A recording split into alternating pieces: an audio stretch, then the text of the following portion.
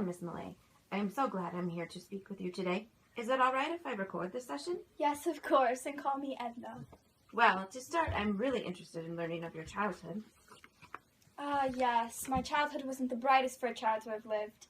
I was born in Rockland, Maine in the year 1892. What a great place it was. My mother then moved my sisters and I to Camden, Maine not long thereafter because she had decided to divorce my father. I was very young when I made the move, so I only have some vague memories of the event. Tell me about your mother. How did she take the divorce? She was quite strong for my sisters and I. During the transition, she introduced us to the art of writing. It seemed that writing was her first love, then over even my father. Even today, I can say that she was the #1 influence and supporter to my writing.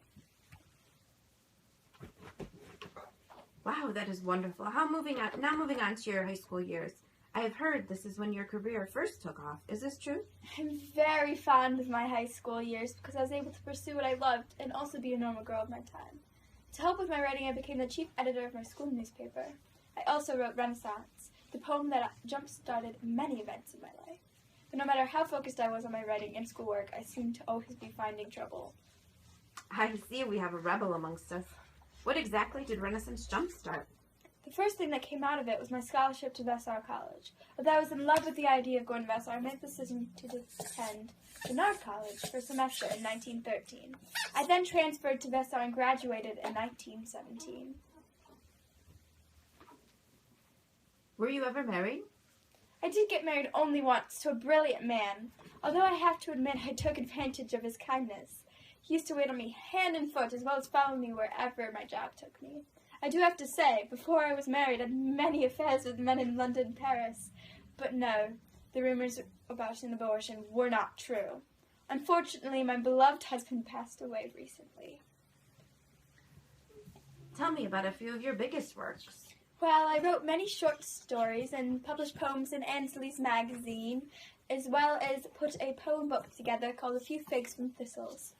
Some of my greatest poems, my favorites, I would say, were What Lips Have I Kissed and Where Why, Conscientious Objector, Love Is Not All, A Visit to the Asylum, and I also wrote a play in college called The Princess Marries the Page, in which I acted and directed.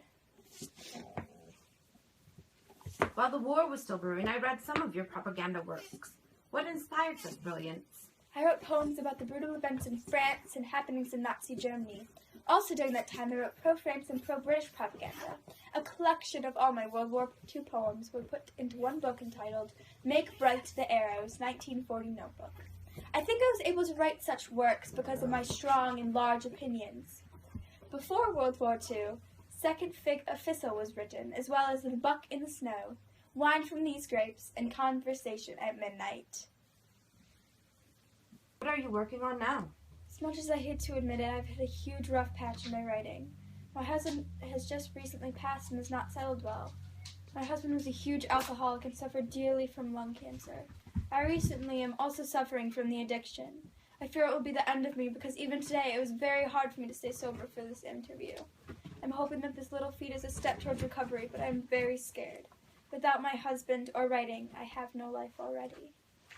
I'm so sorry to hear about your hardship. I hope that it all turns out well.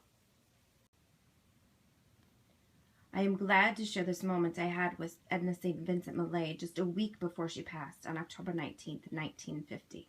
I am honored to have heard her life story directly from her. It was great to be able to have the direct second-hand experience. She died alone on the front steps of Steepletop.